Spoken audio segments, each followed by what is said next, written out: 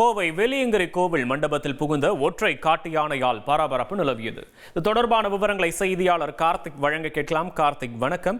யானை புகுந்த பிறகு என்ன நடந்தது? அங்கு விவரங்களை பதிவு பண்ணலாம் கார்த்திக்.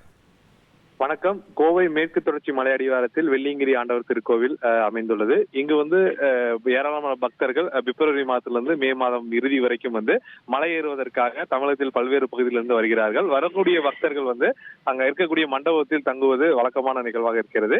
இந்த சூழலில் நேற்று இரவு ஒரு ஒற்றை காட்டு யானை பக்தர்கள் தங்கியிருக்கக்கூடிய அந்த மண்டபத்துக்குள் புகுந்ததால் பரபரப்பு ஏற்பட்டது. அதனால் பக்தர்கள் அங்கிருந்து அலறி அடித்து கூறக்கூடிய காட்சிகள் வெளியாகி இருக்கு.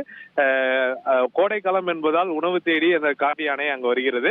அங்க இருக்கக்கூடிய உணவுகளுக்கு பக்தர்களுக்கு வாங்கக்கூடிய அன்னதான கூடத்தில் இருக்கக்கூடிய உணவுகளை சாப்பிடுவதற்காக யானை அப்பப்போ வருவதால் இதனால சலசலப்பு ஏற்படுது. தொடர்ந்து வனத்துறையினர் அந்த பகுதியில யானையை கண்காணித்து வருகிறார்கள். இது போன்று மக்கள் அதிகம் இருக்கக்கூடிய என்னங்க, இனி வீட்டு வேலையில கொஞ்சம் அதிக ஒத்தாசையா இருக்கணும். யா வேலை கிடைச்சதா? வேலையா? நான் பாஸ் ஆகணும்னு நினைக்கிறேன். எப்படி? பாஸ் வாலா பி தி பாஸ்.